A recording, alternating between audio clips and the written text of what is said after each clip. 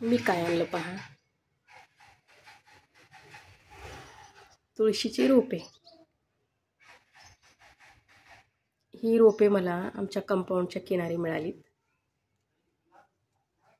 पावसामुळे उगवून आलेली, तर मी उपटून घेऊन आले.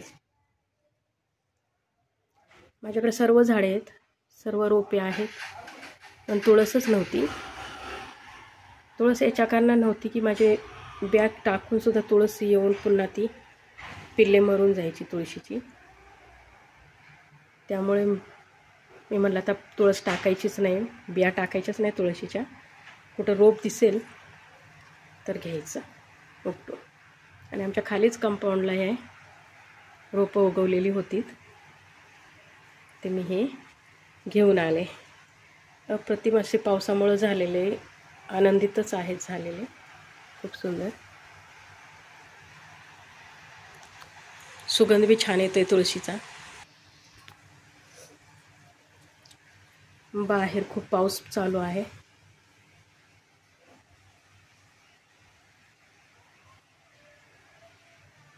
हे पहा, थोडी माती पण आली त्याच्यासोबत.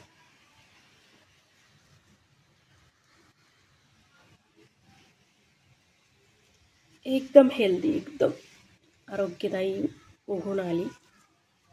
अशी एक पण पान असं खराब नाही आहे किंवा सडलेलं नाही. एकदम तरतरीत छान तुळस मिळाली मला.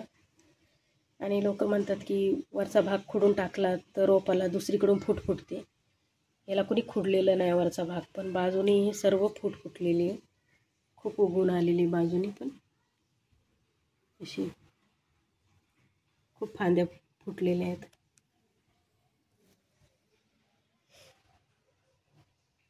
आणि मी माझ्या घरातच जांभळाच्या बिया लावलेल्या होत्या, तर त्यासुद्धा उगवून आल्यात. त्या माझ्या दुसऱ्या घरी होत्या, तर त्या तिकडून मी घेऊन आले इकडे. तर मी मागे सांगितल्याप्रमाणे की याच्यामध्ये एक बी जर लावलं ना तर त्याच्यामध्ये 5-6 रोपे उगवतात एका बीमध्ये. हे दिसत असेल तुम्हाला कळलं. आणि हे उदाहरण समोरच आहे. एका बीमधून किती 4 रोपे उगवलेले आहेत.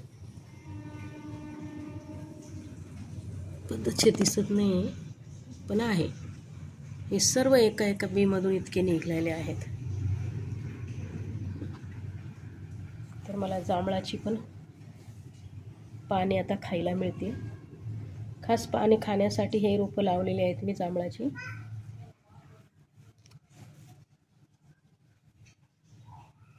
सरासरी बरेचपैकी एक मोठं व्हायला 4-5 महिने लागतील, व पाने खायला मिळतील.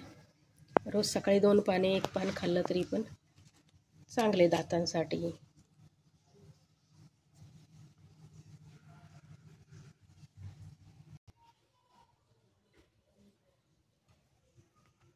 याच्यामध्ये एक अपराजिता पण आलेलं आहे. अरे हो हो हो, सडलं, ते सडून निघलं. सडून नाही, कदाचित मला मी आणतानाच एक तुकडा पडला त्याचा. चांगलं होतं. सडलं असतं तर पूर्ण रोप कोमजलं असतं. रोप तर चांगलं आहे, याचा अर्थ माझ्या हातानेच तुटलं ते. आता प्रश्न असा आहे की याला, तुळशीला मी कुंडी बनवलेली नाही आहे. तिला आता मी कशात लावू आणि कशी लावू हा प्रश्न आहे. सध्याला मी याच्यातच ठेवते, या मगमध्ये. या मगमध्ये थोडी माती आहे.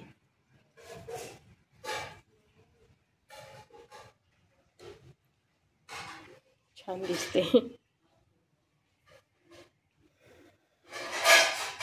तशी तुळस आनंदीच दिसते. तिला थोडंसं पाणी आणि थोडीशी माती असली ना की ती खूप छान राहते.